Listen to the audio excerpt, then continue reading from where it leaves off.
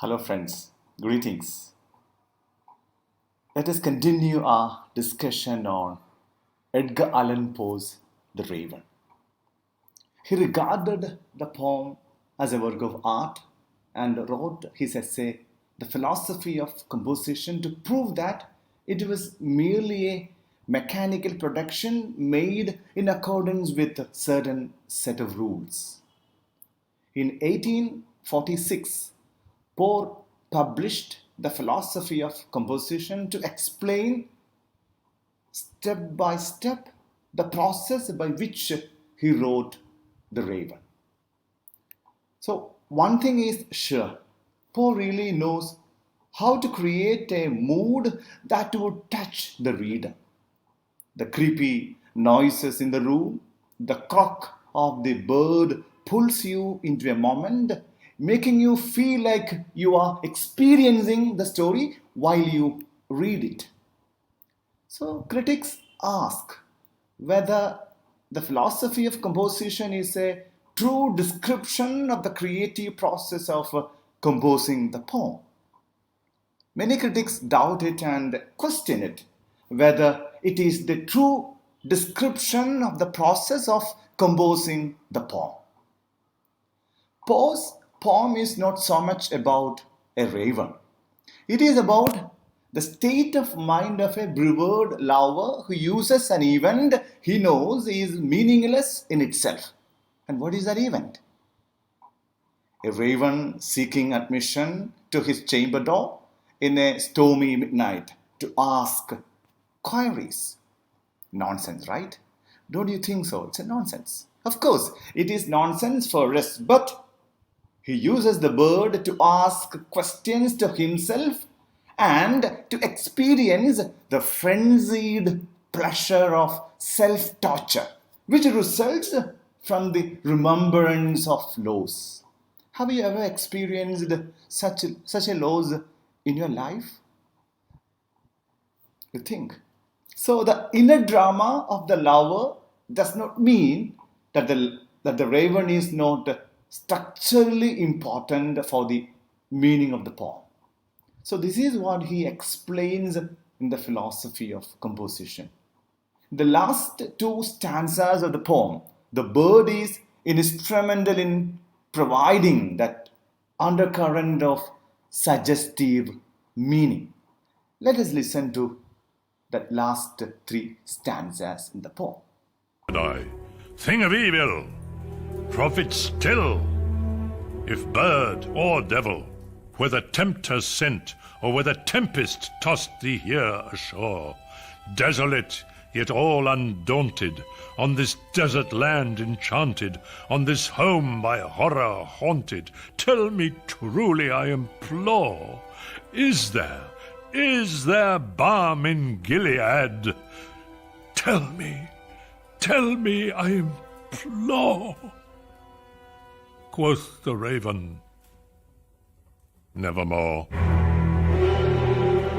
Prophet, said I, thing of evil, prophet still, if bird or devil, by that heaven that bends above us, by that God we both adore, tell this soul with sorrow laden, if within the distant Aidenn it shall clasp a sainted maiden whom the angels named Lenore. Clasp a rare and radiant maiden whom the angels named Lenore. Quoth the raven, nevermore.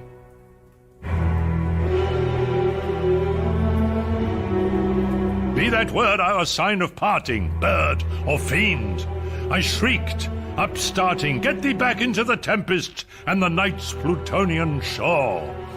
Leave no black plume as a token of that lie thy soul hath spoken.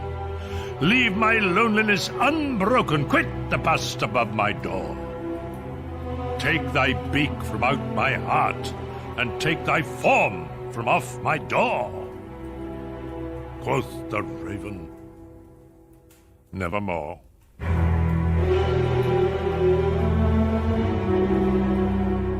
raven, never flitting, still is sitting.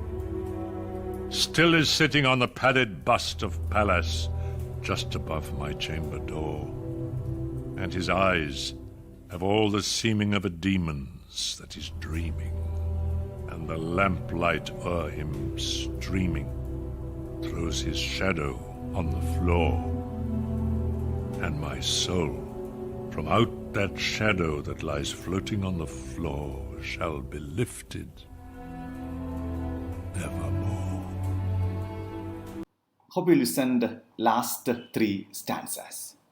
So he uses raven as a means to bring the inner drama and the state of mind of a lover suffering the loss of the woman he had loved. So we might ask few questions such as, in what specific way does the philosophy relate to the poem, The Raven, besides in the most obvious way of being both a commentary on the poetic work as well as a theoretical statement concerning Poe's general conception of the poetic process? What story does the philosophy tell with regard to the relation between its own theory and the poetic discourse with which it is primarily concerned? How do the two discourses, the theoretical and the poetic, become mutually informing? What story does the philosophy seem to tell about the many images or myths of Poe, advanced and cultivated by critics, biographers, and general readers alike that have come down through the years? What, for instance, might it tell us about the usual opposing perceptions or myths of Poe as either the romantic artist par excellence or the ultimate rationalist, scientifically inclined towards creating a mathematical system of poetic effects? We don't have an answer, but these questions will help us to think and find out what is hidden in the work. I request you to read it again and again and explore it. When you try to see the raven within the frame of Poe's The Philosophy of Composition, it becomes Poe's attempt to manufacture an image of himself. It serves to counter, if not completely contradict, whatever romantic image is suggested by the raven. In direct opposition to the poem's excessively romantic narrator, the persona of the philosophy offers up, instead of a portrait of rational, self-controlled man. So that is why he takes the reader step by step through a detailed analysis of his poetic process, demonstrating how the poem follows a consistent pattern of cause and effect, while also repeatedly emphasizing the combinatory power of language. Poe thus makes every effort to portray himself as the most sober and scientific of craftsmen.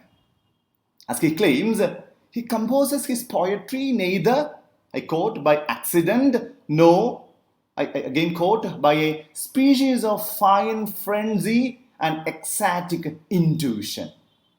Rather, his is a procedure so logical and exact that his poem, upon completion, has all the precision and rigid consequence of a mathematical problem.